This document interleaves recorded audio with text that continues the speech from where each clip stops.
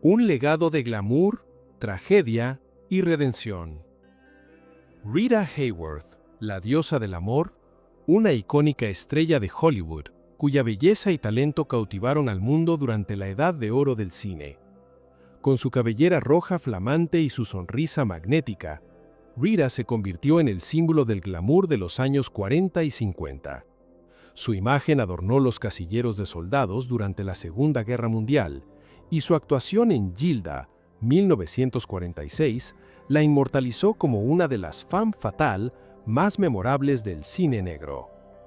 Pero detrás de la deslumbrante fama y los vestidos de lentejuelas, se escondía una compleja vida personal marcada por 5 matrimonios turbulentos, luchas financieras y, eventualmente, la devastadora enfermedad del Alzheimer que la consumiría en sus últimos años. De esos matrimonios nacieron 2 hijas, cada una destinada a llevar el peso del apellido Hayworth de maneras profundamente diferentes. Rebecca Wells Manning, su hija con el visionario y controvertido genio Orson Welles, y la princesa Yasmine Aga Khan, su hija con el apuesto y distinguido príncipe Ali Khan. ¿Qué pasó realmente con las 2 hijas de Rita Hayworth?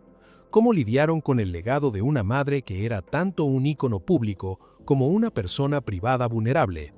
Exploremos sus increíbles viajes, marcados por el amor filial, el dolor, la búsqueda de identidad y, en el caso de una de ellas, una misión que cambiaría la forma en que el mundo entiende el Alzheimer. Nacida el 17 de diciembre de 1944 en Santa Mónica, California, Rebecca Wells llegó al mundo en medio de uno de los periodos más tumultuosos y creativamente fértiles de Hollywood. Sus padres, Orson Welles y Rita Hayworth, representaban 2 fuerzas colosales del cine. Él, el enfant terrible, que había revolucionado el medio con Ciudadano Kane apenas 3 años antes. Ella, la estrella más radiante de Columbia Pictures, cuya belleza era considerada sin igual en toda la industria. Orson y Rita se habían casado el 7 de septiembre de 1943 en una ceremonia íntima, escapando temporalmente del escrutinio mediático que perseguía cada uno de sus movimientos. Su matrimonio fue desde el inicio una mezcla volátil de pasión artística, egos gigantescos y temperamentos incompatibles. Orson, obsesionado con su trabajo, a menudo se ausentaba durante semanas para sus proyectos cinematográficos y teatrales. Rita, por su parte, anhelaba la estabilidad familiar que nunca había tenido en su propia infancia. Hay fotos idílicas y conmovedoras de la pequeña Rebecca con sus famosos padres, Rita sosteniendo tiernamente a su bebé, Orson con su hija en brazos mostrando una inusual vulnerabilidad en su rostro habitualmente imperioso. Pero esta imagen de felicidad familiar pronto se reveló como una ilusión. La tensión entre sus padres creció exponencialmente. Las discusiones eran frecuentes, a menudo centradas en las prioridades de Orson, quien anteponía su carrera artística a todo lo demás. Rita y Orson se separaron cuando Rebecca tenía menos de 2 años, en 1946. El divorcio se finalizó el 10 de noviembre de 1947. Años después, en un momento de nostalgia y quizás arrepentimiento, se dice que Rita Hayworth le confesó a Orson Welles que su única verdadera felicidad había sido con él. Un sentimiento desgarrador que insinúa las profundas corrientes subyacentes con las que crecería Rebecca. El amor perdido de sus padres, una familia fragmentada desde sus primeros recuerdos conscientes. A pesar del fin del matrimonio y las vidas cada vez más separadas de sus padres, Rebecca mantuvo contacto con ambos, aunque de manera irregular. Existe una fotografía memorable de Rebecca, de aproximadamente 10 años, haciendo turismo con su padre Orson en Pisa, Italia, alrededor de 1955. En la imagen se ve a Orson, corpulento y vestido con su característico traje oscuro, señalando la famosa torre inclinada, mientras Rebecca, una niña delgada con gafas, mira hacia arriba con una mezcla de curiosidad e incomodidad. Estos encuentros esporádicos con su padre, quien pasaba gran parte de su tiempo en Europa huyendo de problemas financieros y buscando financiación para sus proyectos, marcaron a Rebecca. Orson era un padre cariñoso pero ausente, atrapado en su propio genio torturado y sus ambiciones cinematográficas que constantemente lo mantenían al borde de la bancarrota. Mientras tanto, Rita Hayworth continuaba su carrera en Hollywood, aunque cada vez más problemática. Rita se volvió a casar con el príncipe Ali Khan en 1949, lo que llevó a Rebecca a tener una hermanastra, Jasmine, nacida el mismo año. Sin embargo, ese matrimonio también terminaría en divorcio en 1953. Rita se casaría 3 veces más con el cantante Dick Himes en 1953, el productor James Hill en 1961 y finalmente con el peluquero James Hillier Wells, no relacionado con Orson Welles. Para Rebecca, crecer significaba adaptarse constantemente a nuevos padrastros, mudanzas y la presión constante de ser la hija de Rita Hayworth y Orson Welles. Esa identidad impuesta sería tanto una bendición como una maldición que la perseguiría toda la vida. Quizás como una señal temprana de sus propias inclinaciones artísticas heredadas, o tal vez como un intento de conectarse con el legado de sus padres en sus propios términos, Rebecca estudió actuación en el famoso Pasadena Playhouse durante su adolescencia. El Pasadena Playhouse había sido un semillero de talento en las décadas de 1930 y 1940, formando a actores como Gene Hackman y Dustin Hoffman. Allí, Rebecca exploró las técnicas interpretativas y participó en producciones teatrales menores. Sin embargo, su trayectoria académica tomó un rumbo diferente y sorprendente. En lugar de perseguir una carrera en Hollywood, como muchos esperaban, Rebecca tomó una decisión radical. Asistió a la Universidad de Puget Sound en Tacoma, Washington, una pequeña universidad privada de artes liberales ubicada en el Pacífico Noroeste, lejos de los reflectores de Los Ángeles. En Puget Sound, Rebecca no se limitó a estudiar teatro. Su curiosidad intelectual la llevó a explorar campos aparentemente dispares. Estudió francés avanzado, quizás influenciada por los años de su padre en Europa, geología, una ciencia natural que le ofrecía una ventana a un mundo completamente ajeno al espectáculo, y literatura inglesa. Finalmente, se graduó alrededor de 1970 con un título de arte dramático, pero su educación había sido mucho más amplia que la de una simple aspirante a actriz. Esta decisión de ir a la universidad en Tacoma, una ciudad industrial portuaria alejada del glamour californiano, y luego construir su vida allí, parece haber sido realmente una decisión consciente de forjar una identidad propia, separada de las sombras titánicas de Orson Welles y Rita Hayworth. Rebecca estaba buscando ser simplemente Rebecca, no la hija de. La vida adulta de Rebecca Wells Manning transcurrió principalmente en Tacoma, Washington, en un deliberado contraste con el mundo en el que nació. El 4 de marzo de 1970, a los 25 años, Rebecca se casó con Perry Andrew Mode, un escultor local de 22 años, en una ceremonia privada e íntima. Perry no pertenecía al mundo del espectáculo, era un artista serio, dedicado a su oficio, trabajando con piedra y metal para crear obras escultóricas modernas. Al casarse con un artista local y establecerse permanentemente en Tacoma, Rebecca enfatizó su deseo de una vida separada del torbellino de sus padres. Su matrimonio con Perry duró más de una década, un periodo relativamente estable en su vida, pero finalmente terminó en divorcio en junio de 1984. Los detalles de la separación permanecen privados, como Rebecca prefería todas las cosas en su vida. La vida en Tacoma parece haber sido un distanciamiento deliberado no solo geográfico, sino también emocional. En una entrevista sorprendentemente sincera y reveladora concedida en 1972 al Tacoma News Tribune, Rebecca expresó una amargura palpable que pocos hijos de celebridades habían articulado públicamente hasta ese momento. A veces estoy realmente amargada por lo que ser hija de celebridades me ha hecho. Hay una parte de mí que siempre será la niña pequeña que solo quería que sus padres la notaran, que estuvieran presentes, pero siempre había una película, un proyecto, un evento público. Yo era secundaria. Luego añadió mordazmente: madre y padre nunca han estado en mi casa en Tacoma. En lo que a ellos respecta, estoy sola. Y tal vez lo estoy, Pero al menos aquí, en esta ciudad que ellos considerarían insignificante, puedo ser yo misma. No soy un accesorio para sus vidas públicas. Esa es una declaración devastadoramente poderosa. Las palabras de Rebecca revelan el costo emocional de crecer bajo el peso de una fama que nunca eligió. Su alejamiento de Hollywood no fue una simple preferencia geográfica, fue un acto de supervivencia emocional, un intento de construir una vida donde su valor no estuviera definido por los logros de otras personas. Años después de su divorcio de Perry Maud, Rebecca encontraría nuevamente el amor, esta vez de una manera que hablaría de conexiones profundas y duraderas. El 16 de marzo de 2002, Rebecca se casó con Guy Ragnar Manning.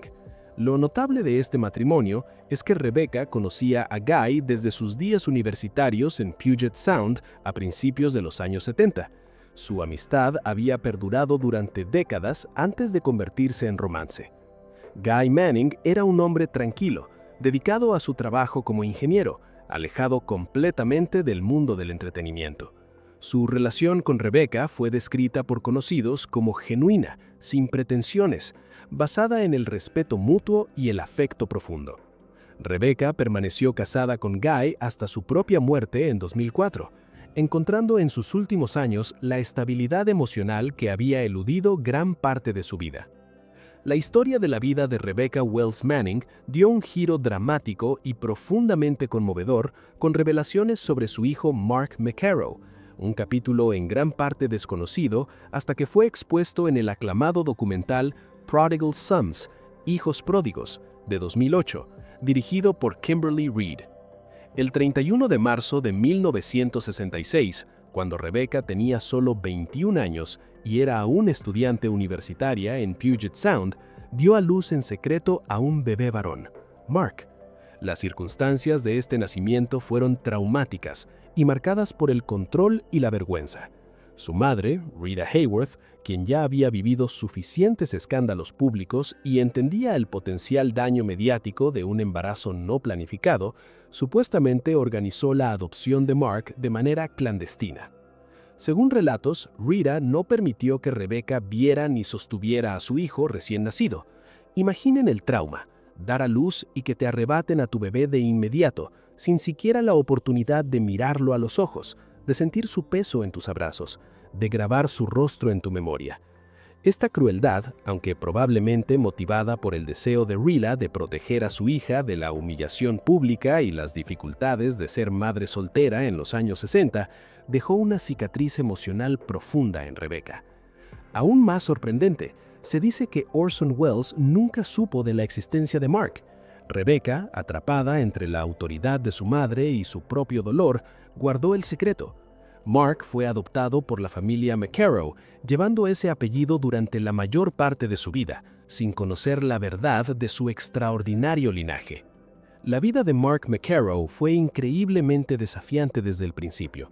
Sufrió una lesión cerebral traumática a causa de un terrible accidente automovilístico cuando tenía 21 años, una tragedia que transformó completamente su existencia. La lesión le causó importantes problemas de salud mental, batallas con la adicción y problemas legales recurrentes. Mark luchó durante décadas con las secuelas de ese accidente, viviendo a los márgenes de la sociedad, a menudo sin hogar o en situaciones de vida inestables. El documental Prodigal Sons, realizado por Kimberly Reed, la hermana adoptiva de Mark, narró su búsqueda épica para encontrar sus raíces biológicas. Kimberly, una cineasta talentosa, había sido Paul McCarrow antes de su transición, y su relación con Mark era compleja pero profundamente afectuosa. El documental fue tanto sobre la búsqueda de identidad de Mark como sobre las dinámicas familiares complicadas y la aceptación. Una revelación impactante que surgió durante la investigación fue el descubrimiento de que Mark era hijo biológico de Rebecca Wells Manning y, por lo tanto, nieto de Orson Welles y Rita Hayworth. Cuando Mark finalmente vio fotografías de sus abuelos y se miró al espejo, el parecido era sorprendente, especialmente con Orson. Los mismos ojos penetrantes, la estructura facial similar, cierta cualidad en la expresión. Era como si el genio de Orson hubiera saltado una generación para manifestarse físicamente en Mark. Mark Tras descubrir su verdadero linaje, intentó contactar con Rebecca poco antes de la muerte de ella. Logró comunicarse telefónicamente y, según relatos, esas conversaciones fueron emotivas pero cargadas de dolor, arrepentimiento y décadas de separación. Rebecca, en sus últimos meses de vida, finalmente tuvo la oportunidad de hablar con el hijo que había perdido casi 40 años atrás. Trágicamente, un encuentro cara a cara entre madre e hijo nunca ocurrió. Rebecca luchaba contra un cáncer agresivo y avanzado que había invadido su cuerpo rápidamente. Debilitada, viviendo sus últimas semanas en gran dolor, Rebecca falleció el 17 de octubre de 2004 a los 59 años, una edad injustamente joven, en Tacoma, rodeada solo de su esposo Guy. Mark McCarrow asistió al funeral de su madre biológica, un sombrío y conmovedor reconocimiento de una conexión que se encontró demasiado tarde. De pie entre los pocos asistentes, Mark era un extraño que debería haber sido familia, un nieto de dos de las figuras más grandes del cine estadounidense, reducido por las circunstancias a un observador silencioso en el adiós final de su madre. En el documental Prodigal Sons, Rebecca sigue siendo una figura algo misteriosa. Su voz casi está ausente, solo aparece en fragmentos de entrevistas antiguas y fotografías descoloridas. Esta ausencia es, en cierto modo, apropiada. Rebecca pasó su vida entera tratando de desaparecer de la vista del público, de ser invisible a las cámaras que habían definido la existencia de sus padres. A pesar de sus estudios tempranos de teatro y su obvio talento heredado, Rebecca Wells Manning deliberadamente no persiguió una carrera pública de alto perfil. Su legado es más silencioso, más privado, una vida vivida en sus propios términos, lejos de los reflectores, marcada por el amor encontrado tardíamente, el dolor de secretos familiares y la búsqueda incansable de una identidad propia. Nació el 28 de diciembre de 1949 en Lausana, Suiza, en el exclusivo Clinique Montchoisy, un hospital privado que atendía a la élite europea. Su nacimiento fue un evento mediático internacional. Su madre fue la leyenda del cine estadounidense Rita Hayworth, en la cúspide de su belleza y fama. Su padre fue el príncipe Ali Khan, una reconocida figura internacional, playboy, corredor de autos de carrera, representante de Pakistán ante las Naciones Unidas y heredero del imamato ismailí, una de las ramas más importantes del Islam chiita. El matrimonio de Rita y Ali, celebrado el 27 de mayo de 1949 en Valauris, Francia, había causado una sensación mediática mundial sin precedentes. Las fotografías de la boda mostraron a Rita deslumbrante en un vestido azul claro diseñado por Jacques Fath, con cientos de periodistas y fotógrafos luchando por capturar cada momento. La unión de una estrella de Hollywood con la realeza islámica fue vista como algo extraordinario, casi de cuento de hadas. Sin embargo, la realidad fue mucho menos idílica. Ali Khan era conocido por su vida de excesos, sus múltiples amantes, incluyendo a actrices como Jean Tierney antes de Rita, y su constante presencia en el circuito de carreras automovilísticas y casinos europeos. Rita, acostumbrada al glamour, pero buscando estabilidad familiar, pronto descubrió que el príncipe no tenía intención de cambiar su estilo de vida por el matrimonio. El intenso escrutinio mediático continuó implacablemente tras el nacimiento de Yasmín e intensificó aún más durante el amargo divorcio de sus padres en 1953, cuando Yasmín tenía apenas 3 años. Los tabloides publicaron debates públicos sobre la educación religiosa de la niña. ¿Sería criada como musulmana o católica? ¿Pasaría más tiempo en Estados Unidos con Rita o en Europa con Ali? Yasmín, con tan solo 3 años, incluso estuvo presente en el tribunal durante algunos procedimientos de custodia, una imagen inquietante de una niña pequeña siendo usada como pieza en las batallas de sus padres. Tras el divorcio, Yasmín vivió principalmente con su madre Rita Hayworth en Los Ángeles y Nueva York, compartiendo hogar con su media hermana mayor Rebecca Wells Manning. A pesar de tener padres diferentes y situaciones familiares complejas, Yasmín y Rebecca forjaron un estrecho vínculo. Rebecca, 5 años mayor, asumió a menudo un rol casi maternal con Yasmín, protegiéndola de algunos aspectos más caóticos de la vida con Rita. Los veranos de Yasmín eran diferentes. Pasaba esos meses dorados con su padre en el sur de Francia, en el Château de l'Horizon, la lujosa residencia de Ali en Cannes. Allí, Yasmín era tratada como la pequeña princesa que legalmente era, rodeada de sirvientes, yates y la jet set europea. Su padre, cuando no estaba corriendo autos o atendiendo asuntos políticos, demostraba un genuino afecto por ella, aunque siempre filtrado a través de su estilo de vida extravagante. Una pérdida devastadora llegó cuando el príncipe Ali Khan murió en un accidente automovilístico cerca de París el 12 de mayo de 1960. Jasmine tenía apenas 11 años. Su padre, conduciendo su Lancia deportivo a alta velocidad como era su costumbre, perdió el control del vehículo. Su muerte fue instantánea. Para Jasmine, esto significó no solo la pérdida de su padre, sino también el fin de esos meses mágicos en la Riviera Francesa y su conexión directa con el mundo de la realeza Khan. La red familiar internacional de Jasmine incluía a sus medio hermanos paternos, Su Alteza el Príncipe Karim Aga Khan IV, quien había sucedido a su abuelo como el 49º imán de los musulmanes ismaelitas nizaríes a la temprana edad de 20 años en 1957, y el príncipe Amin Aga Khan.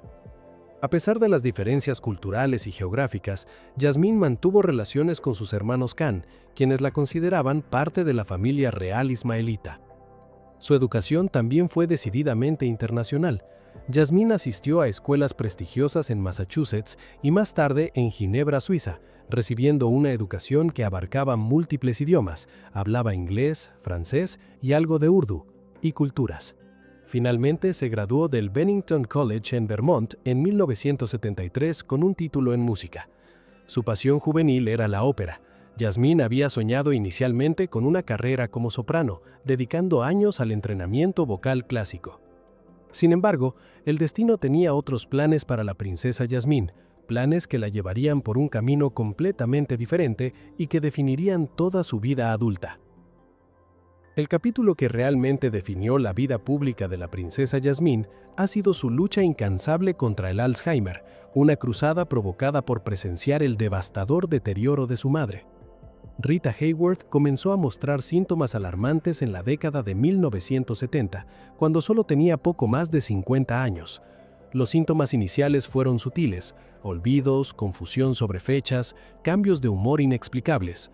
En aquella época, el Alzheimer era una enfermedad poco comprendida, raramente diagnosticada y profundamente estigmatizada. Los problemas de memoria y los cambios de comportamiento de Rita fueron a menudo atribuidos erróneamente al alcoholismo. Rita había luchado con el alcohol durante años, o simplemente al envejecimiento prematuro. Los médicos no sabían qué buscar y el público no entendía que Rita estaba sufriendo una enfermedad neurodegenerativa devastadora. Jasmine, quien estaba estudiando en el internado durante parte de este periodo, recordó años después sentirse completamente impotente durante las llamadas telefónicas preocupantes con su madre. Mi madre me llamaba y no sabía quién era yo, o me confundía con su hermana. Era aterrador para una adolescente escuchar a tu madre, esta mujer que había sido tan fuerte, tan hermosa, desmoronarse frente a ti, y no entender por qué. Después de graduarse de la universidad en 1973, la situación se volvió crítica. Rita estaba cada vez menos capaz de cuidarse a sí misma. Tuvo varios episodios públicos vergonzosos, apariciones incoherentes, caídas en eventos, momentos de paranoia. En 1975, tras el colapso total de Rita, Jasmine, con solo 26 años, tomó la valiente decisión de solicitar la tutela legal de su madre, convirtiéndose oficialmente en su cuidadora principal. Jasmine trasladó a su madre a Nueva York, instalándola en un apartamento donde podía recibir atención constante. Los siguientes años fueron una lucha diaria. Rita se deterioraba más y más, perdiendo gradualmente todos los recuerdos de su vida glamorosa, de sus matrimonios, de sus películas. No fue hasta 1980-1981 que Rita finalmente recibió el diagnóstico definitivo de enfermedad de Alzheimer del Dr. Gary Small en Los Ángeles. Jasmine recordó su reacción inicial al diagnóstico.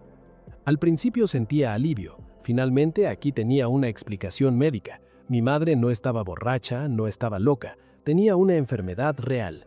Pero luego pensé, ¿ahora qué? No había cura, no había tratamiento, ni siquiera medicamentos que pudieran ralentizarla. Y la gente no hablaba de esto. Había tanta vergüenza. Esa pregunta, ¿ahora qué?, marcó un punto de inflexión. En lugar de llevar su duelo en privado, como era costumbre en aquella época con enfermedades estigmatizadas, Jasmine tomó una decisión extraordinariamente valiente. Compartió públicamente el diagnóstico de su madre con el mundo. Este acto de valentía, dado el estigma inmenso que rodeaba el Alzheimer en los 80, cambiaría radicalmente su vida y eventualmente la forma en que millones de personas entendían la enfermedad. Rita Hayworth, la diosa del amor, la mujer que había sido un símbolo sexual internacional, ahora se convertía en el rostro del Alzheimer. La revelación pública causó un impacto sísmico. Por primera vez, una familia de alto perfil estaba diciendo: esto es real, esto puede pasarle a cualquiera, no hay vergüenza en esto. En 1984, la princesa Jasmine instituyó la primera Rita Hayworth Gala en la ciudad de Nueva York. Este evento benéfico anual, en honor a su madre, se convirtió rápidamente en uno de los eventos de recaudación de fondos más importantes y glamorosos del calendario social neoyorquino. Las galas combinaban el brillo de Hollywood con un propósito médico serio. Todo el dinero recaudado iba directamente a la Asociación de Alzheimer para programas de investigación, atención y apoyo familiar. En 1987, Jasmine expandió el concepto al crear una segunda gala anual en Chicago, aumentando así el alcance y el impacto de la recaudación de fondos. Estas galas, que continúan hasta el día de hoy, se han convertido en eventos de primer nivel, atrayendo a celebridades, filántropos, líderes empresariales y médicos especialistas. Las galas cuentan con cenas de gala, austacias, actuaciones musicales y discursos emotivos de familias afectadas por el Alzheimer. Bajo el liderazgo continuo e incansable de Jasmine durante casi 4 décadas, estos eventos han recaudado una suma verdaderamente increíble que supera los 87 a 90 millones de dólares para programas de investigación, atención y apoyo relacionados con el Alzheimer. Piensen en el impacto. Millones de dólares que han financiado estudios cruciales sobre la enfermedad, programas de apoyo para cuidadores agotados, centros de atención especializados y campañas de conciencia pública. Las galas también crearon algo igualmente valioso: una comunidad de apoyo para las personas y familias afectadas por el Alzheimer. Por primera vez, cuidadores que se sentían solos y aislados pudieron conectarse, compartir experiencias y sentirse comprendidos. Al vincular a un querido ícono de Hollywood, Rita Hayworth, con la causa, Jasmine atrajo una atención pública sin precedentes hacia una enfermedad que había sido oculta en las sombras. Pero el compromiso de Jasmine va muchísimo más allá de organizar galas elegantes. Es actualmente la vicepresidenta honoraria de la Asociación de Alzheimer, Alzheimer's Association, la organización sin fines de lucro más grande de Estados Unidos dedicada a la investigación, atención y apoyo del Alzheimer. Se unió a la junta directiva en 1981, incluso antes de que Rita recibiera su diagnóstico oficial definitivo, y ha permanecido profundamente involucrada en la toma de decisiones estratégicas de la organización durante más de 40 años. Además, Jasmine preside Alzheimer's Disease International, ADI, una organización global que cofundó en 1984. ADI es una federación de más de 100 asociaciones de Alzheimer en todo el mundo, coordinando esfuerzos internacionales de investigación, defensa política y apoyo familiar. La influencia de Jasmine ha sido fundamental para globalizar la lucha contra el Alzheimer, llevando el mensaje de concientización y la necesidad de financiación a países en todos los continentes. El impacto de su defensa es verdaderamente enorme y multifacético. 1. Financiación de investigación crítica. Los millones recaudados han financiado estudios sobre las causas del Alzheimer, posibles tratamientos y estrategias de prevención. Aumento drástico de la concientización pública.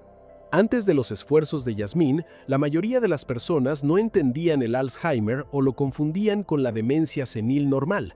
Ahora es una enfermedad ampliamente reconocida. Reducción del estigma. Al poner el rostro famoso de Rita Hayworth en la enfermedad, Jasmine ayudó a eliminar la vergüenza asociada con el Alzheimer. Impulso a la financiación federal.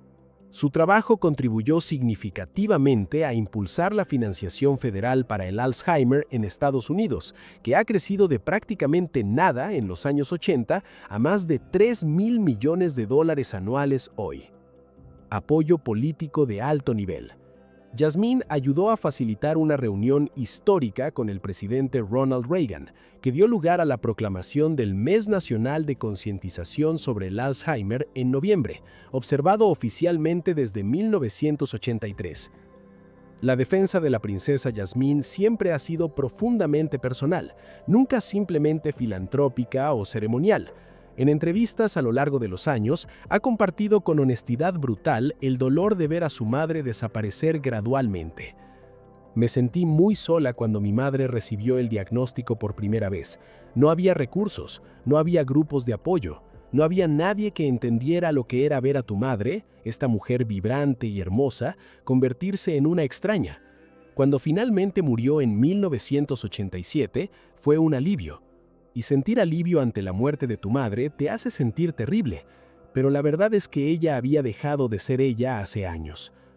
Rita Hayworth falleció el 14 de mayo de 1987 a los 68 años, después de casi 15 años luchando contra el Alzheimer. Yasmín estuvo a su lado hasta el final. El amor de Yasmín por Rita es evidente en cada palabra que pronuncia sobre ella.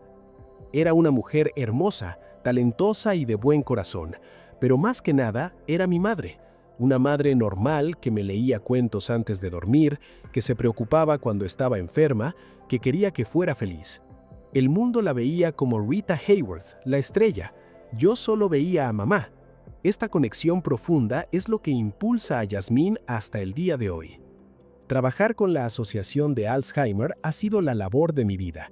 Cada dólar recaudado, cada evento organizado, cada discurso dado es por mi madre y por los millones de otras personas y familias que enfrentan esta enfermedad devastadora. Sé que no me detendré hasta que lleguemos ahí. Un mundo sin Alzheimer. La vida personal de Yasmín ha visto tanto alegría como dolor profundo. Se casó 2 veces. Primero, se casó con Basil Embiricos, un magnate griego de la navegación, en agosto de 1985. De este matrimonio nació su único hijo, Andrew Ali Aga Khan Embiricos, en 1984, nacido antes del matrimonio formal. Andrew llevaba en su nombre el legado de ambos lados de su familia, Aga Khan por su bisabuelo, el Aga Khan III, y Ali por su abuelo paterno, el príncipe Ali Khan. El matrimonio de Yasmín con Basil terminó en divorcio. Posteriormente se casó con Christopher Michael Jeffries, aunque este matrimonio también terminó eventualmente. Pero la tragedia más devastadora de la vida de Yasmín ocurrió el 4 de diciembre de 2011, cuando su hijo Andrew falleció a los 25 años en su apartamento de Manhattan. Las circunstancias exactas de su muerte permanecen privadas, pero Yasmín la describió como una muerte accidental y una terrible tragedia. Los informes sugieren que Andrew había luchado con problemas de adicción, repitiendo tristemente el patrón de dolor que había marcado a su familia. Imaginen el dolor de Yasmín, haber dedicado décadas de su vida a luchar contra una enfermedad devastadora que se llevó a su madre solo para enfrentar la pérdida de su único hijo en circunstancias trágicas. Sin embargo, Yasmín mostró una fuerza extraordinaria. En lugar de retirarse del ojo público en su duelo, continuó su trabajo con la Asociación de Alzheimer, encontrando quizás algo de consuelo en la misión que su madre le inspiró. La princesa Yasmín Aga Khan, ahora en sus 70 años, sigue tan dedicada hoy como siempre. Continúa su participación fundamental con la Asociación de Alzheimer y las galas Rita Hayworth, ahora también conocidas como Imagine Benefits, reflejando la visión de un futuro sin Alzheimer. Yasmín está entusiasmada con los recientes avances en la investigación y el tratamiento del Alzheimer. En los últimos años, se han aprobado nuevos medicamentos que pueden ralentizar la progresión de la enfermedad en sus etapas tempranas, algo impensable cuando su madre estaba viva. Los científicos están desarrollando mejores métodos de diagnóstico temprano y entendiendo más sobre los mecanismos biológicos detrás de la enfermedad. Su optimismo es genuino y fuerte. Estamos más cerca que nunca de tratamientos efectivos y eventualmente de una cura. He visto el progreso en mis casi 40 años de trabajo en este campo. Lo que era una enfermedad sin nombre en los años 70, ahora es una de las principales prioridades de investigación médica del mundo. Mi madre no murió en vano. Su legado vive en cada avance que hacemos. La labor de Yasmine ha recibido importantes reconocimientos internacionales. En 2022, Francia le otorgó la distinción de Caballero de la Legión de Honor, Chevalier de la Légion d'Honneur, una de las condecoraciones más prestigiosas del país, en reconocimiento a su contribución a la salud pública y la filantropía. La princesa Yasmine también forma parte de las juntas directivas de la Fundación Aga Khan, vinculándola así con la extensa labor filantrópica global de su familia paterna. La Fundación Aga Khan trabaja en educación, salud, cultura y desarrollo económico en países de África, Asia y Medio Oriente, continuando el legado de su bisabuelo y su medio hermano, el Aga Khan IV. Las historias de Rebecca Wells Manning y la princesa Yasmine Aga Khan nos muestran dos caminos radicalmente diferentes tomados por las hijas de una misma madre icónica. Rebecca eligió la invisibilidad, el anonimato, una vida lejos de los reflectores que habían definido a sus padres. Su búsqueda de identidad propia la llevó a Tacoma, Washington, lejos de Hollywood, donde construyó una existencia tranquila marcada por el amor encontrado tardíamente, secretos familiares dolorosos y el peso de una adopción forzada que la persiguió hasta su muerte prematura. Yasmine, por otro lado, abrazó su plataforma pública. Transformó su dolor personal, el deterioro devastador de su madre por el Alzheimer, en una misión global que ha cambiado fundamentalmente la forma en que el mundo entiende y trata la enfermedad de Alzheimer. Su dedicación incansable durante casi 4 décadas ha recaudado decenas de millones de dólares, ha salvado incontables vidas y ha dado esperanza a millones de familias. Ambas mujeres llevaron el peso del apellido Hayworth de maneras profundamente diferentes. Rebecca lo rechazó, escapando de su sombra. Yasmine lo honró, usándolo como una herramienta para el bien. Sin embargo, ambas compartían algo fundamental: el profundo amor por su madre, Rita Hayworth, una mujer que fue tanto un ícono de belleza y glamour como una persona vulnerable marcada por matrimonios fallidos, luchas personales y finalmente una enfermedad cruel que le arrebató su identidad. Del crisol de la fama, los desafíos personales, los secretos familiares dolorosos y el profundo amor filial, surgen estas historias de resiliencia serena, dedicación incansable y el poder perdurable de marcar la diferencia. Rebecca y Yasmine demuestran que el legado no es simplemente lo que heredas, sino lo que eliges hacer con ello, cómo eliges vivir tu vida y qué decides dejar atrás. Sus historias nos recuerdan que detrás de cada ícono de Hollywood, detrás de cada imagen glamorosa en una pantalla plateada, hay personas reales, hijas, madres, cuidadoras, navegando el mismo dolor, amor y búsqueda de significado que todos enfrentamos. Y a veces, de esas luchas personales, nacen legados que trascienden generaciones, cambiando el mundo en formas que nunca imaginamos posibles. Mientras el alcoholismo de Joan empeoraba progresivamente a lo largo de los años, se entrelazó profunda e inextricablemente con el deterioro constante de su matrimonio con Ted Kennedy, llevando finalmente a un divorcio doloroso que representó la destrucción completa de lo que una vez había sido retratado como una sociedad idealizada llena de promesa y glamour.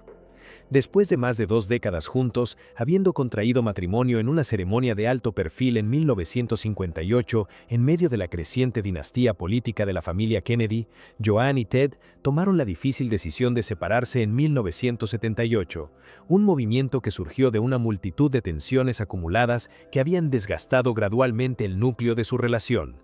Estas incluyeron la distancia emocional creciente fomentada por la carrera totalmente absorbente de Ted en el Senado de Estados Unidos, donde sus largas horas, viajes frecuentes y enfoque intenso en batallas legislativas dejaron poco espacio para la conexión personal. Los rumores persistentes e hirientes de sus aventuras extramaritales que se arremolinaron a través de los círculos sociales de Washington y ocasionalmente se derramaron en la prensa, erosionando la confianza y fomentando el resentimiento. También influyó la cadena de tragedias profundas de la familia Kennedy, desde asesinatos hasta pérdidas personales, que amplificaron el dolor compartido de la pareja, pero también destacaron sus formas diferentes de afrontar y la dependencia escalante de Joan del alcohol como un mecanismo maladaptativo para entorpecer el dolor del aislamiento, expectativas no cumplidas y la presión implacable de vivir bajo el ojo público.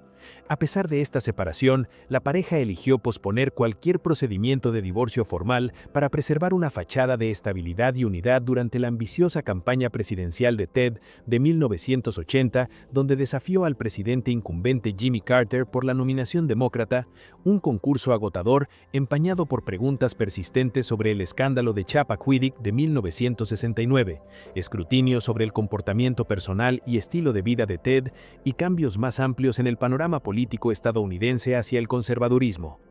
A lo largo de este periodo de altas apuestas, Joan demostró una lealtad notable, manteniéndose resueltamente a su lado en apariciones públicas, asistiendo a mítines, recaudaciones de fondos y eventos de convención con un comportamiento compuesto que enmascaró su agitación interna, todo mientras reconocía privadamente que el abismo emocional entre ellos se había vuelto demasiado vasto para cerrar, haciendo imposible la reconciliación. No fue hasta 1981 que anunciaron públicamente su intención de buscar el divorcio, una revelación que envió ondas a través de círculos políticos y sociales, con el proceso legal arrastrándose en medio de negociaciones y deliberaciones judiciales hasta que finalmente se formalizó en 1983 en el Tribunal de Sucesiones de Barnstable en Massachusetts, por motivos de ruptura irreparable del matrimonio. Un término legal neutral que encapsuló años de infelicidad mutua, caminos de vida divergentes y el daño irreversible infligido por luchas personales y presiones externas. El pago de divorcio fue meticulosamente estructurado y comprensible, aprovechando la riqueza considerable acumulada por la familia Kennedy a través de generaciones de perspicacia empresarial, inversiones e influencia política, mientras buscaba asegurar la independencia financiera de Joan y proveer para las necesidades futuras de sus hijos después de la separación.